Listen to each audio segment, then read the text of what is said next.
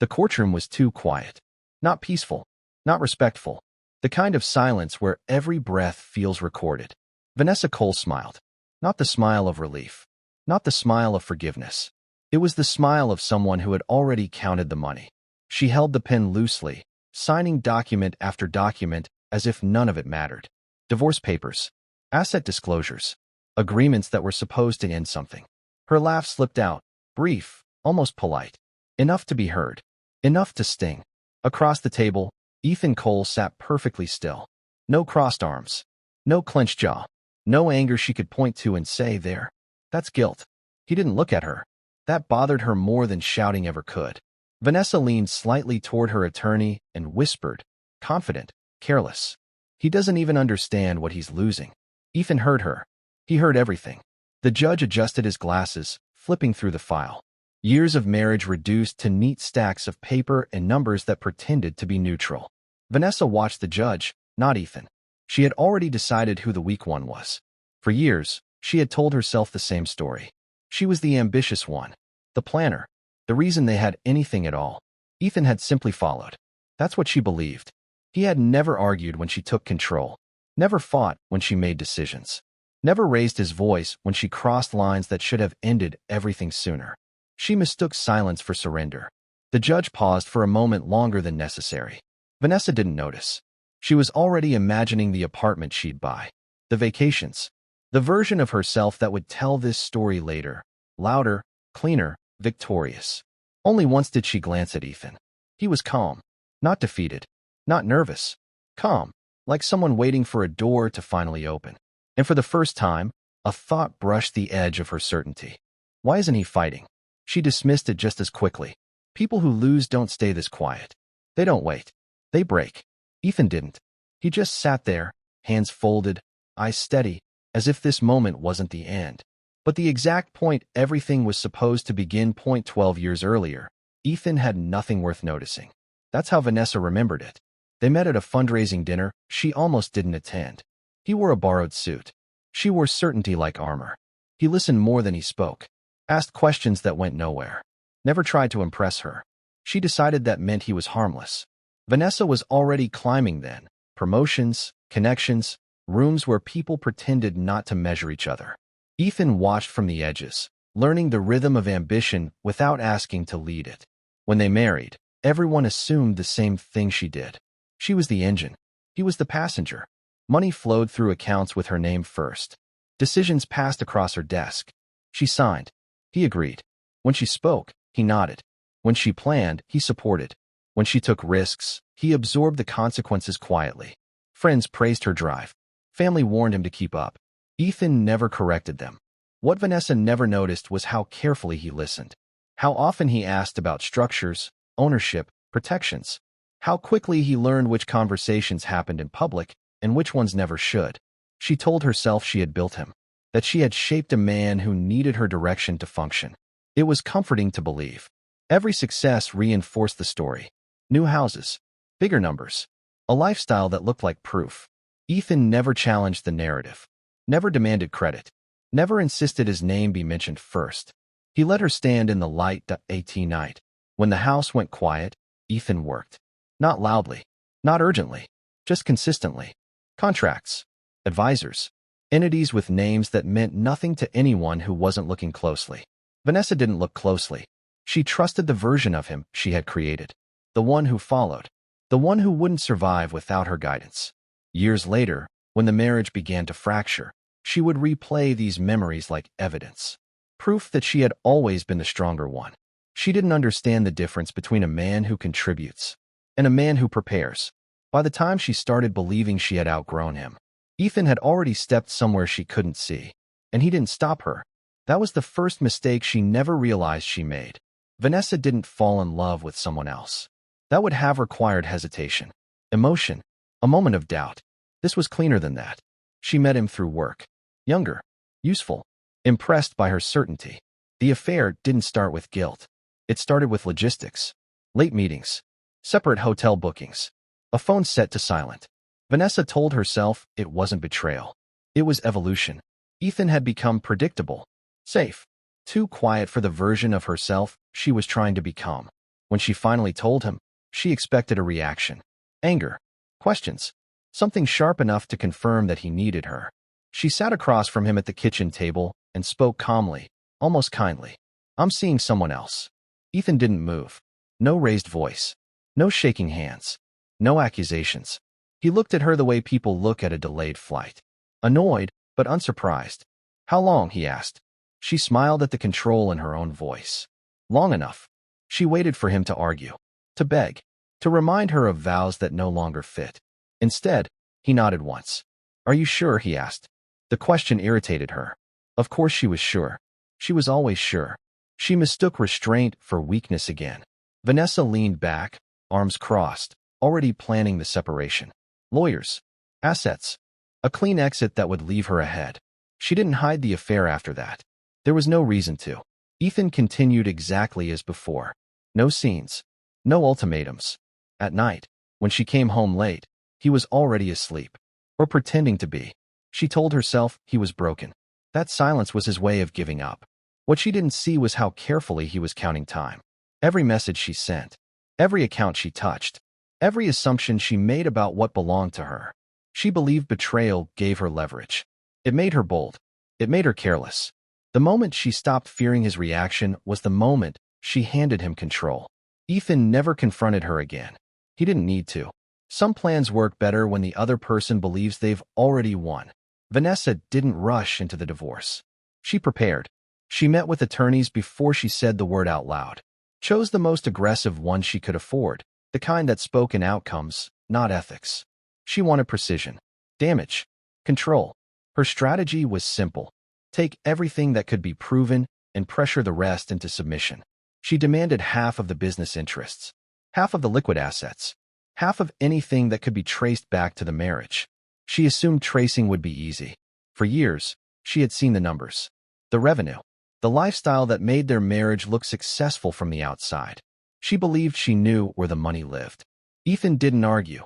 When the paperwork arrived, he read it carefully, asked no emotional questions, signed more than she expected him to. Her attorney smiled, called it a good sign. Vanessa felt vindicated. "This will be fast," she said. "He doesn't want to fight." She mistook cooperation for surrender again. What unsettled her, briefly, was how methodical he was. He didn't rush, didn't miss deadlines, didn't try to renegotiate. He complied, perfectly. Every signature felt like proof that she had been right about him all along. Weak men don't resist. They accept. She increased the pressure, filed additional claims, expanded requests, asked for disclosures that would force him to explain himself. Ethan provided exactly what was required. Nothing more. No dramatic gestures. No defensive speeches. Just clean, quiet compliance. At night, Vanessa slept easily. She imagined the courtroom already. The judge reviewing documents. The moment Ethan would finally understand how much she was taking. She practiced the version of herself who would walk out lighter, richer, untouched. What she didn't know was that Ethan had already chosen his attorney. A different one. Not aggressive. Not loud. Precise. And while Vanessa prepared to win a battle she thought she controlled, Ethan was preparing to end something much older than the marriage itself. She believed the fight was about division. Ethan knew it was about definitions. And definitions, once written correctly, don't need to be defended. Ethan's attorney didn't sit across from him in a glass tower or charged by intimidation. The office was small, unremarkable, the kind of place people overlook. That was intentional. Ethan had been a client long before the divorce became inevitable, long before Vanessa stopped paying attention. He laid out documents without emotion. Entities, trusts, agreements signed years earlier. Not hidden, just never explained. Most of the wealth Vanessa believed was theirs had never belonged to the marriage at all. It had been structured quietly, before vows, before joint accounts, before assumptions, family money, early investments. Protected vehicles designed to survive exactly this kind of ending. Ethan hadn't rushed to protect himself when things went wrong. He had done it when things still looked perfect. The attorney reviewed everything once more, confirmed what Ethan already knew. Legally, precisely, there was very little to divide. Ethan nodded. No satisfaction. No relief. Just confirmation. While Vanessa pushed for full financial exposure, Ethan responded only where required. Disclosure without revelation. Every request she made was answered accurately and narrowly. There was no fraud, no deception, only her failure to understand what she had never asked about. Ethan remembered every moment she dismissed his questions years ago. Every time she waved off a conversation about structure or risk. "Don't overthink it," she'd said. He never corrected her. Now, her attorney prepared arguments based on numbers that no longer existed where she expected them to. Assumptions became liabilities. What Ethan understood, and Vanessa didn't, was that wealth doesn't announce itself. It waits. The court wouldn't care about effort or intention. Only ownership. Only documentation. Only what could be proven without emotion. Ethan didn't need revenge. He needed accuracy. As the court date approached, Vanessa grew bolder. More demanding. More certain that pressure would force disclosure. Ethan let her escalate. Some outcomes improve the longer the other side insists on being wrong. By the time Vanessa felt invincible, Ethan's position was already immovable. She was preparing for a victory that no longer had anything to stand on. And she didn't know it yet. The courtroom felt different that morning. Not dramatic. Unsettled. Vanessa arrived early, dressed carefully. Every detail controlled. Hair, posture, expression. She smiled at the staff, at her attorney, at the version of herself she wanted remembered. This was the day it would become official. Ethan entered quietly. No entourage. No display. He took his seat without looking around, without acknowledging the stares that followed him. To anyone watching, he looked smaller than the story Vanessa had been telling. She took that as confirmation. The judge reviewed the file in silence. Page after page. Longer than Vanessa expected. Her attorney leaned in and whispered, "This is procedural." Vanessa nodded. She had rehearsed patience. The judge began with the familiar language. Dates, terms, uncontested points. Vanessa listened with half attention. This part didn't matter. What mattered was the financial summary. When the judge reached it, his tone shifted slightly. Not alarmed. Not confused. Careful. He paused. Not for effect. Not for drama. Because something required precision. The courtroom seemed to hold its breath. Vanessa's smile didn't fade, but it tightened. She glanced at her attorney, then at Ethan. He was still. Hands folded. Eyes steady. The judge adjusted his glasses. "The court notes," he began, then stopped. He looked down again. Numbers were not aligning the way expectations said they should. Vanessa felt the first flicker of irritation. She had reviewed these documents. She knew what they were supposed to show. The judge continued, slower now, clarifying ownership, referencing structures. Vanessa's attorney shifted in his chair. That was when she noticed it. No reaction from Ethan. No tension. No anticipation. Only the calm of someone listening to something already decided. The judge paused again, longer this time. Silence spread through the room, heavy and unfamiliar. Vanessa's certainty wavered, just enough to feel dangerous. Why is this taking so long? The judge finally looked up, not at her, at Ethan. And in that moment, Vanessa understood something was happening, something she had not prepared for. The pause ended, and with it, the version of the outcome she had rehearsed for months. The judge spoke carefully, not to soften the blow, but to ensure there would be no misunderstanding. "The court recognizes," he said, "that the majority of the respondents' assets fall outside the marital estate." Vanessa didn't react at first. She waited for the rest of the sentence, for the correction, for the clarification that would put everything back where it belonged. It didn't come. The judge continued, referencing dates, filings, legal structures created years before the marriage. Each word stripped away something she thought was hers. Trusts, holdings, entities that were legally separate and untouchable. Vanessa's attorney leaned forward sharply. "Your Honor." The judge raised a hand. "I've reviewed the documentation. Final. Measured." The numbers appeared on the screen. They were smaller than she expected. Smaller than they should have been. Her mind searched for errors. Accounting tricks. Hidden lines she hadn't been shown. But the explanation was already there. Everything she believed belonged to the marriage didn't. Her attorney spoke again, more urgently now. Challenged valuations. Questioned intent. The judge listened, briefly. "The court finds no evidence of concealment," he said. "No wrongdoing. No manipulation. Only preparation." Vanessa finally looked at Ethan. He met her eyes for the first time that day. There was no satisfaction there. No triumph. Only recognition. The court continued. The division was simple because there was almost nothing to divide.